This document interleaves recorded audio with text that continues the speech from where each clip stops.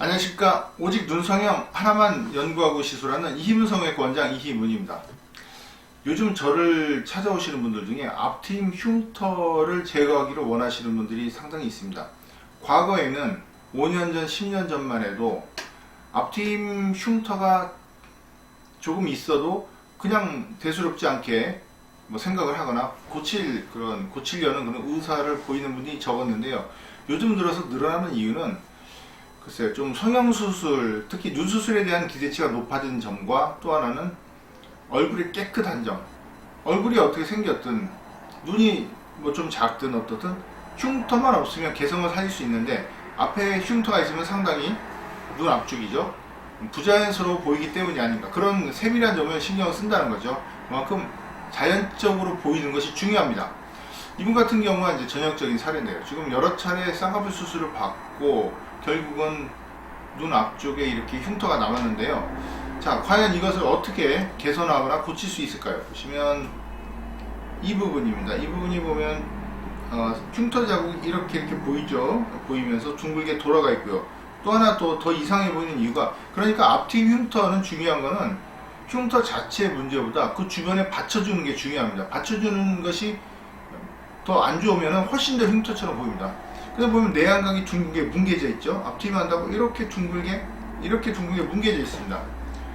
이런 두 가지 모양이 합쳐져서 아주 눈에 미흡게 보이는 겁니다. 그런데 이제 저를 상담하러 오시는 분들은 이 라인, 이 부분만 고치면 되는 줄 압니다. 이 선만 안 보이면 되는 줄 압니다. 이것만 안 보이면 내 눈에 문제는 다 없을 것이다 라고 스스로 판단을 하는데, 제가 성형 상담을 하면서 이 분야에 전문직에 오래 있었지만 가장 우려되는 부분이 스스로 판단하고 결정해서 수술을 해달라고 그러면 해주는 성형외과나 아니면 그런 선생님들이 있습니다. 그렇지만 본인의 결과가 내로 되지가 않거든요. 소통이 잘 안 되는 문제가 되겠죠, 결국은. 그래서 예를 들자면 앞트임 흉터가 있어요. 그러면 이거를 없애려면 이 손만 없으면 되니까 이렇게 막아달라고 합니다. 앞트임 복원이나 제거 같은 수로 이렇게 막는 방법이 있거든요. 이렇게 막으면 문제는 뭐냐면 눈이 너무 답답하고 이상해 보입니다. 마치 몽구주름이 너무 심해서 저거 선천적으로 문제가 있지 않나 생각될 만큼 기형적인 모양이 됩니다.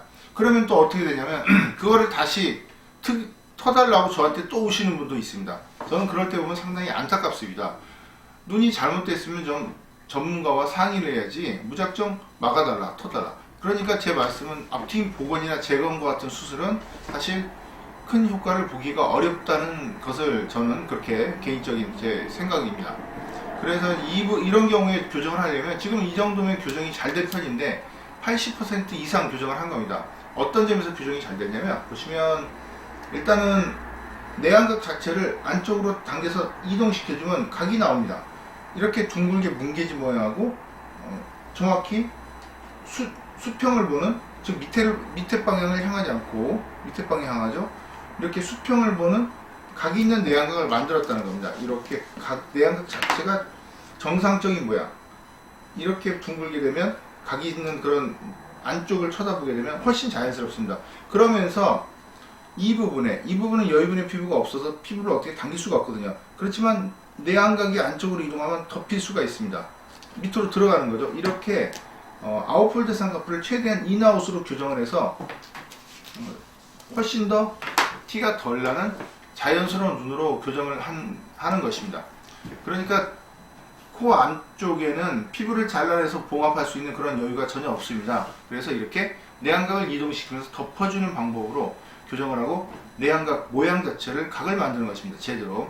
이렇게 두 가지 방법으로 앞트임 흉터에 대한 상당한 효과를 볼 수 있지만, 문제는 눈 앞만 수술해서 되는 것이 아니고 쌍꺼풀 수술까지 전부 다시 다 해야 됩니다. 그래서 저를 상담 오시는 분들 중에 많은 분들이 눈 앞만 조금 고치고 싶은데, 그러면은 손이 덜 가니까 회복 기간이나 비용이라든가 여러 가지로 좀 가볍게 생각을 하는 거죠. 그렇지만 쌍꺼풀을 다 해야 된다 그러면 좀 부담을 갖고 그냥 가시는 분들도 있습니다. 그렇지만 방법이 그것밖에 없습니다. 오늘은 이렇게 앞트임 흉터의 문제에 대해서 설명드렸습니다. 시청해 주셔서 감사합니다.